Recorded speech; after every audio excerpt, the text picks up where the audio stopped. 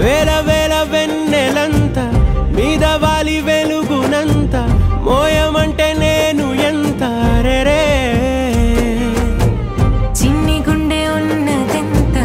హాయి నింపి గాలినంత ఊదమంటే ఓ పేరెంత రే కళ్ళు రెండు పుస్తకాలు భాషలేని అక్షరాలు చూపులోనే అర్థమయ్యే అన్ని మాటలు ముందు లేని ఆనవాలు లేనిపోని కారణాలు కొత్త కొత్త ఓనమాలు ఎన్ని మాయలు కథలెన్నో చెప్పారు కవితల్ని రాశారు